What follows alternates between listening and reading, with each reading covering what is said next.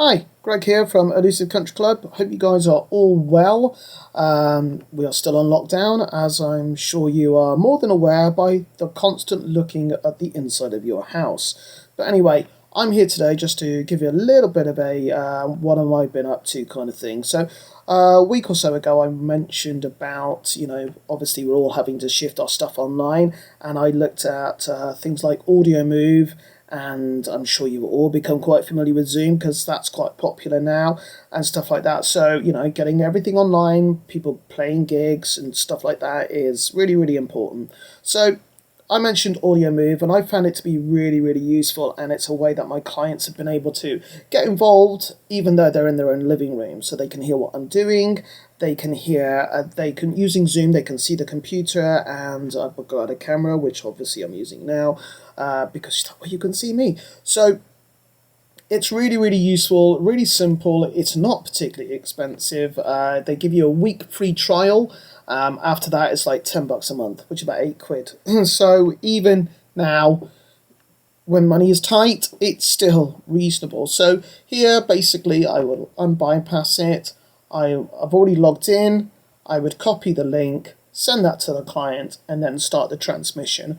I can vary the rate. I can go from 96 kilobytes per second right up to 32-bit floating point, which is quite remarkable. For the most part, I will either probably send it at like maybe 256, 320, or probably 16-bit at most. Obviously, the internet has become hammered recently because everyone's working from home. So, just be aware that depending on the speed of your internet connection, you might have to balance that.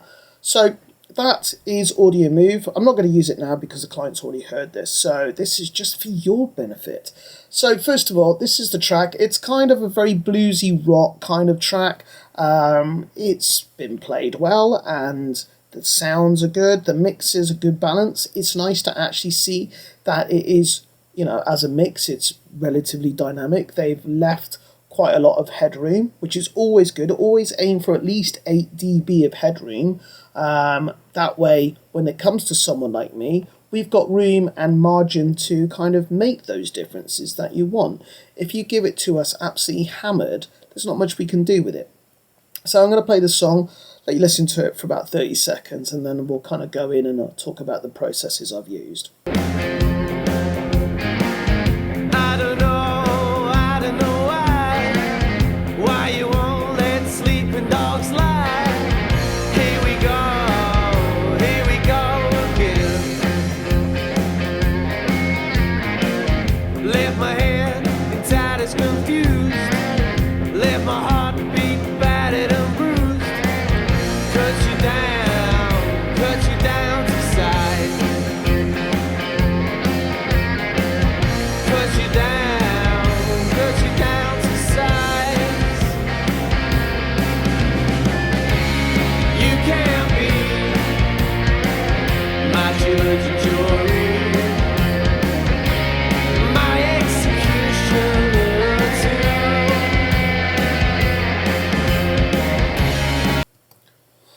So there you go, that's a bit of a brief intro into it. So first of all, I'm going to mention about the processing chain that I've used. So first of all, I've used the Abbey Roads TG mastering chain made by Waves, and I'm going to just unbypass this and just bring in these processes. If you look at this, we have a input section, we have a tone section, a limiter, and a filter, as well as also a spreader. And over here you can see that you can listen to it or monitor it in stereo, mono, mid, side, left, right. So you've got a lot of options there for your monitoring, which is really important. The reason I'm using headphones is because that way I don't want these, it just avoids any kind of feedback. So first of all, I thought it was a little bit, there's quite a lot around the 2K, and I also thought there was quite a bit around the 720 Hertz. So this EQ, the bands are already selected. You can't use it like a parametric EQ, as in you can change the frequency curve. You can change the bell curve, but you know the frequencies are pretty much determined.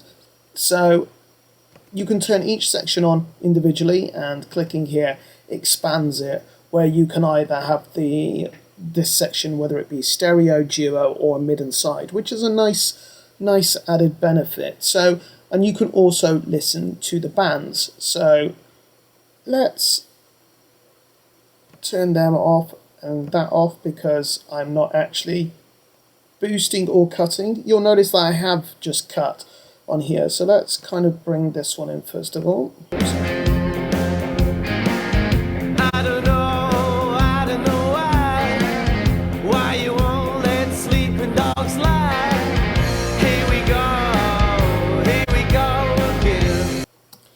Right, there does seem to be a bit of a delay between activating it, which I think is to do with it must kind of buffer for some reason. I think if we just turn it off here, it's still there, unfortunately. But let's listen to this band on its own.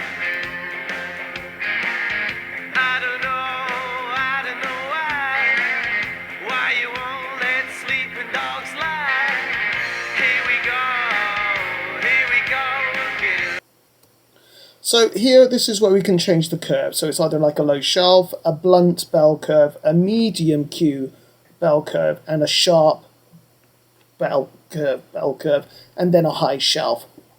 I don't know why I do this, but you shouldn't know what I mean. So that is the first band that I used, and so we'll bring that one in. I'll turn this the sidechain listening off, and now let's listen to the one around 720 hertz.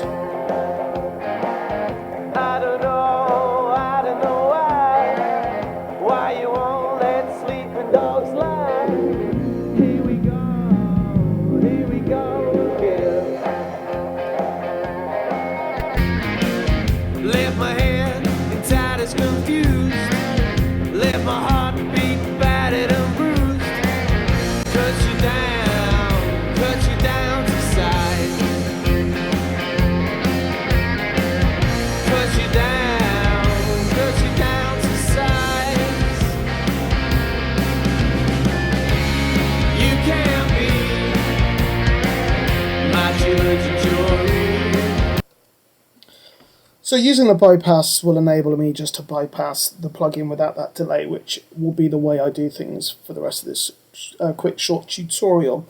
So you can see it just kind of just sits those guitars back a little bit more. It gives the vocals a little bit more of a chance to kind of poke through, because at the end of the day it's a vocal driven song, so they, in my opinion, should be the most standout feature. So that's the first thing I've done, and I've linked them together. You may want to unlink them if you decide to use the EQ in dual mode or mid-side.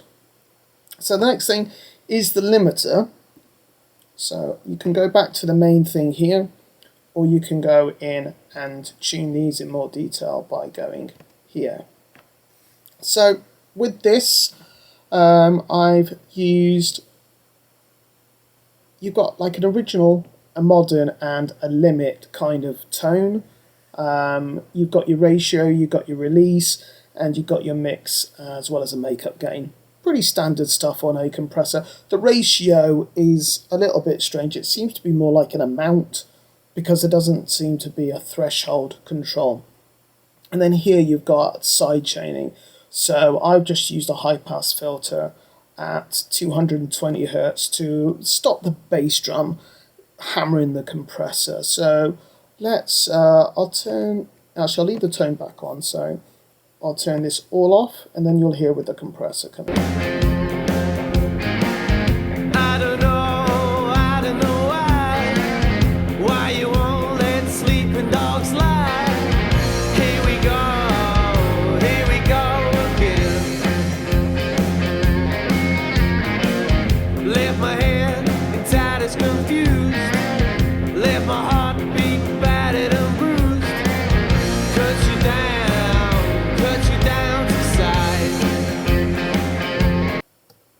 So I feel it's just added a little bit more punch. You can see that not much compression or limiting. It's only like probably a couple of dBs at best, so, well, at most. So I feel the high pass is definitely needed. You can monitor the sidechain by clicking this button here. It says, I don't know why you won't let sleeping dogs lie. Here we go again. Lift my head. so that was that. I was quite happy with that. It didn't need much. I didn't need to make any makeup gain. I just want to kind of tame those peaks and just give it a little bit more of a kick. And you'll notice that I've turned the mix down to 60% wet. So it's not, you know, there's still a little bit of life in there still. I haven't smashed the crap out of it. So finally, in this I've used a filter, and I've kept it in stereo mode, and all I've done is actually just give it a little bit of a push at 10k, and it just makes those hi-hats just sound a little bit more trippy, which I quite like. So I'll bypass this again. I don't know why you won't let sleeping dogs lie. Here we go again. Left my head inside is confused. Left my heart beat battered and bruised. Also just gives it a little bit more. You can hear the top end of the vocal, where you can kind of hear that slight harmonic distortion, which I like. The only other thing I've done is I've made it a little bit wider. I've pushed the level of the sides up a bit by moving this to +2, and if I play this and move it, you'll hear for yourself. I don't know why you won't let sleeping dogs lie.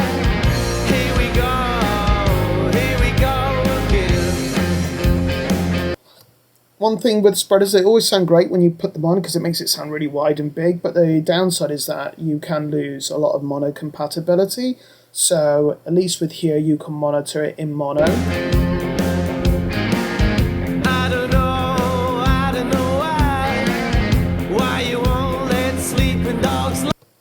Then we can also monitor the sides.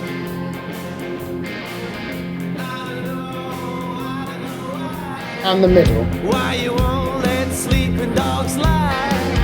Here we go again.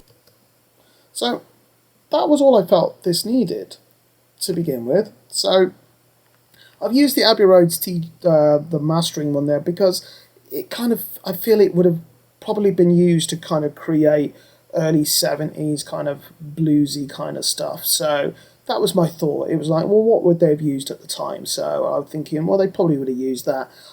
Would love to go to Abbey Roads, but I'm in a Lucy Country Club, so I've got access to it here. I'm sure someone will probably say it's not quite the same, but it, you know, that it may be. But does it sound right for the record that I'm working on? I think so. So the next thing I've used is the Abbey Road vinyl. You might notice a slight trend here.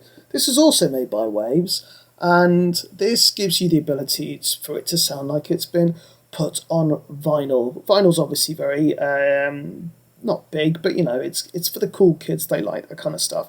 So I'm thinking the cool kids might listen to this. So this is what I've decided to put on here. With this, you can choose whether it's a lacquer or a print. So that would be one at the cutting lathe, and this would be a mass-produced vinyl. I do find that the print on the whole sounds a bit better. It's a little bit smeared. It just sounds, just kind of just glues things together that little bit more. And we can kind of go through this. You've got the difference between a DJ turntable, which is probably like a Technics, and then a specialist audio hi-fi one. You've got a variety of cartridges here. I'm just using, again, the DJ one, which I think is based on an Autophon Concorde cartridge. And then you can, you know, you can add clicks and crackle and noise and stuff if you want to turn this into effect. I don't want to do that. I just want to hear what this sounds like as if it was put on vinyl. I'm just using the light one, not the full one, because I didn't need all the other functionality. I just want these three things here. So I'll bypass it and then bring it in again and see what you think. I don't know why you won't let sleeping dogs lie. Here we go again. Left my head inside is confused. Left my heart beat battered and bruised. Cut you down to size. Cut you down to size. You can't be my judge and jury. I just thought this sounded a little bit more hi-fi, which kind of is the opposite to initially kind of wandering themes, kind of like early 70s. But those were the settings that I kind of chose. I'm quite happy with the full version. You can actually move the tone arm, and that will change the frequency response as a natural artifact of vinyl. The light version just stays where it is, and I'm quite happy with that. So the next thing is, well, everybody likes stuff loud, because we presume loud is better. Not always the case, but I'm using the Ultra Maximizer by Waves again, and I'm keeping it at 24-bit, and I aim for about minus 10 dB RMS, which you'd be able to monitor with a, let me bring in a plugin. I'll use the FGX Virtual Mastering Console.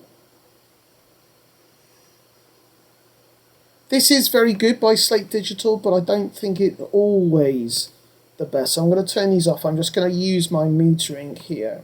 So there are times when I will use the L1 over this one. And this was one of those times. So we want to be looking about minus 10 maximum RMS. In my opinion, that is more than loud enough. After that, even with this one, which will give very, very transparent limiting, it does start to get a bit crap. You know, if you want it louder, turn it up. I don't know why you won't let sleeping dogs lie. You would have noticed a jump in volume, so I apologise if that caught any of you off guard. But you'll see that I've kept the output at 0.1, so just before the point of clipping, and I've kept the release on auto, and I've brought it down about minus 10 dB. And you'll notice we're getting about minus 11, and for the moment I'm happy with that. I don't know why you won't let sleeping dogs lie. Here we go again. Left my head inside is confused. Left my heart beat battered and bruised. Cut you down to size. So what I'm going to do now is I'm just going to duplicate this and bring this one down to about the same volume. Well, so they're about the same. So you can A-B. I don't know why you won't let sleeping dogs lie. Here we go again. Left my head. So I'll just label these ones. So unmaster, or pre-master, let's call it correctly. And call this one postmaster.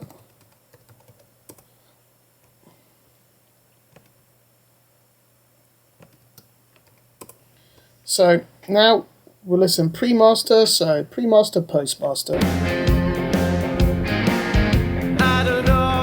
I don't know. I've kept the levels at the same, so we're not hearing a difference in level change. I don't know why you won't let sleep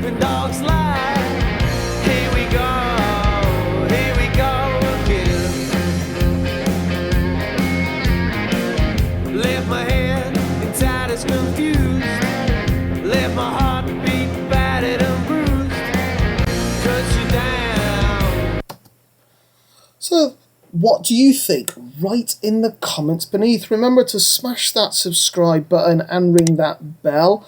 I personally think it's added the snare, there's a bit more definition on it, it's kind of tightened things up and given the instrumentation a little bit more space.